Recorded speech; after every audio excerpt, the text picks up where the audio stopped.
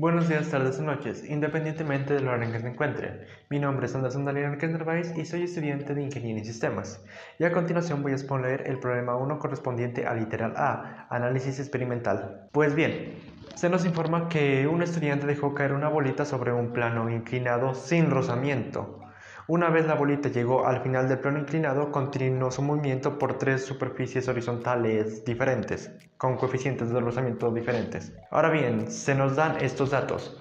La masa de la bolita es de 0,2 kilogramos. El ángulo de inclinación del plano es de 30 grados. Su altura es de 0,8 metros y las distancias recorridas sobre las tres superficies horizontales son de 0,9, 1,2 y 1,5 metros. El objetivo es calcular el coeficiente de rozamiento de los tres planos distintos, así que comencemos. Agregamos las fuerzas que intervienen en el plano, como la normal, el peso en X y el peso en Y. Como no hay fricción, pues no agregamos esta fuerza. El peso en X se calcula como P multiplicado por seno de 30. El peso es la masa por gravedad, así que nos quedaría como masa por gravedad seno de 30. Para el peso en Y se calcula como P coseno de 30. Como ya dije, el peso es la masa por la gravedad, así que quedaría como masa por gravedad coseno de 30. La fuerza sobre el eje X es igual a P de X, que nos da como resultado masa por aceleración. Reemplazamos P de X y así nos queda. Ahora quitamos la masa de cada lado y calculamos para obtener la aceleración. La gravedad es de 9,8, seno de 30 es 0,5, o sea que la mitad de 9,8 es 4,9 metros por segundo al cuadrado. Ya tenemos la aceleración, pero necesitamos saber qué distancia recorre sobre el plano inclinado para obtener su velocidad final. Por suerte lo podemos calcular como el triángulo rectángulo usando esta fórmula.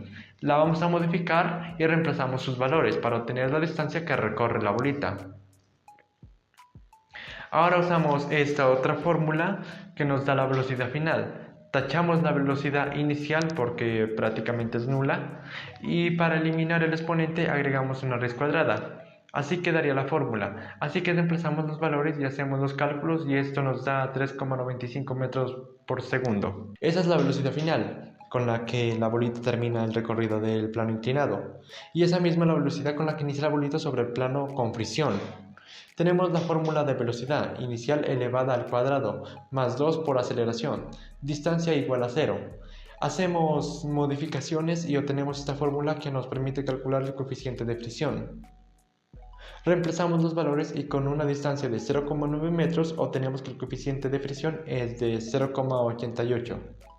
Con una distancia de 1,2 metros obtenemos que el coeficiente de fricción es de 0,66. Y por último, con una distancia de 1,2 metros obtenemos que el coeficiente de fricción es 0,53. Ahora voy a pasar a responder las preguntas. ¿Cómo cambiarían los resultados experimentales si se duplicara la masa de la bolita? ¿El coeficiente de fricción depende de la masa de la bolita? Esta respuesta la debo de justificar con ecuaciones dinámicas, así que trataré de explicarla. Desde un inicio al momento de calcular la aceleración, tachamos la masa porque no es importante cuán grande sea esta. Igualmente, cuando igualamos las energías para obtener el coeficiente de fricción, cancelamos las masas en ambos lados, así que simplemente desaparece.